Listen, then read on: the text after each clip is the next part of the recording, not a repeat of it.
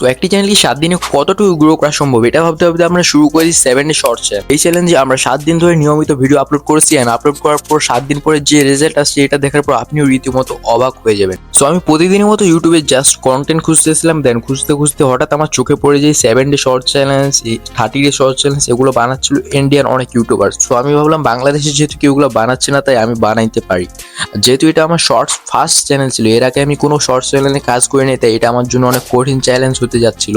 So এখন আমার প্রয়োজন ছিল একটি ফ্রেশ ইউটিউব চ্যানেল এবং একটি ইউনিক ক্যাটাগরি। তো আমি একটি ইউটিউব চ্যানেল খুলে ফেললাম, দেন ইউটিউব চ্যানেলটি খোলার পর ওটাকে সুষ্ঠুভাবে অপটিমাইজ করে ফেললাম। এখন আমার প্রয়োজন ছিল একটা ইউনিক ক্যাটাগরি, অর্থাৎ যে ক্যাটাগরিতে খুব একটা মানুষ কাজ করে না বাট এই ক্যাটাগরিতে ভিউজ অনেক আসে। সো আমি অনেক খোঁজার পর ইউটিউব থেকে একটি পেয়ে গেলাম ইউনিক ক্যাটাগরি, এটি ছিল হাইড্রোলিক প্রেস। এই ক্যাটাগরিতে ভিউজ তো প্রচুর পরিমাণে আসে বাট বাংলাদেশি খুব একটা ইউটিউবার এই ভিডিও নিয়ে কাজ করতেছে না, তাই এটা ছিল আমার জন্য অনেক বড় একটা সুযোগ। তাই আমি শুরু করে দিলাম হাইড্রোলিক প্রেসের ভিডিও নিয়ে কাজ করা।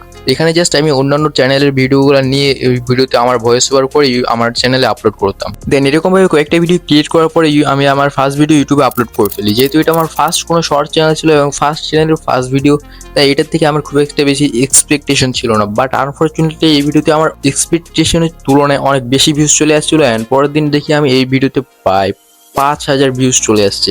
হ্যাঁ জানি যে 5000 ভিউজ খুব একটা বেশি কিছু না, বাট যেহেতু এটা আমার ফার্স্ট চ্যানেল এবং ফার্স্ট চ্যানেলের ফার্স্ট ভিডিও, তাই 5000 ভিউজই আমার কাছে প্রায় 100k ভিউজের সমান ছিল।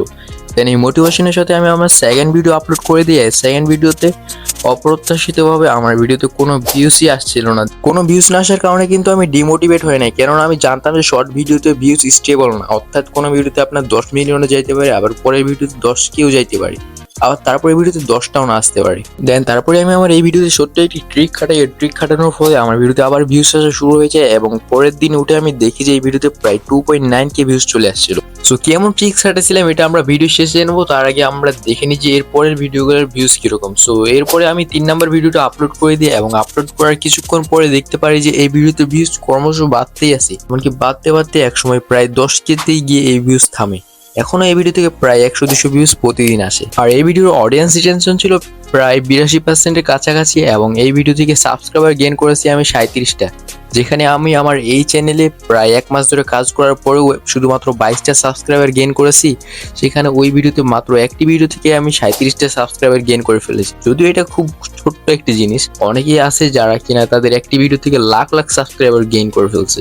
দেন তারপরে আমি আরো অনেকগুলো ভিডিও আপলোড করছি, সবগুলো একে একে দেখাতে গেলে অনেক সময় লেগে যাবে, বাট এর পরের 2টা ভিডিও আমার ড্রপ করছিল ভিউজ। দেন তারপরে আবার ভিউজ ঠিক হয়ে গেছিল, আবার 1000, 2000, 3000 এরকম ভাবে আসতেছিল। দেন এরপরে করি আমি আমার সবচেয়ে বড় ভুল, অর্থাৎ আমি অন্যান্য ক্যাটাগরি 2টা ভিডিও আমার এই চ্যানেলে আপলোড করেছিলাম, যার কারণে আমার ভিউজ অনেকটাই ড্রপ করে গেছে। এন্ড 48 ঘন্টায় অ্যানালিটিক্সে গেলে আমরা দেখতে পাচ্ছি লাস্ট 48 ঘন্টায় আমার ভিউজ আছে 4500।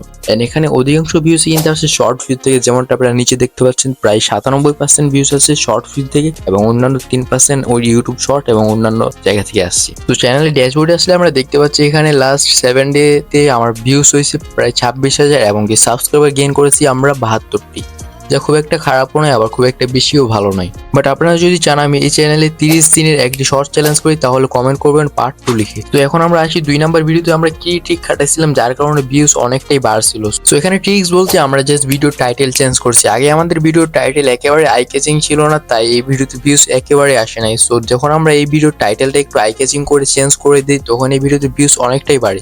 সো আপনাদের যদি কোনো ভিডিওর ভিউজ এরকম ভাবে থেমে যায় তাহলে আপনারা আপনাদের টাইটেলটি চেঞ্জ করে দেখতে পারেন। তো আজকের ভিডিও পর্যন্ত। ভিডিওটি ভালো লাগলে একটা লাইক দিবেন আর এরকম আরো নতুন নতুন ভিডিও পাওয়ার জন্য আমার চ্যানেলটি সাবস্ক্রাইব করে বেল আইকনটি অল সেট করে দিবেন।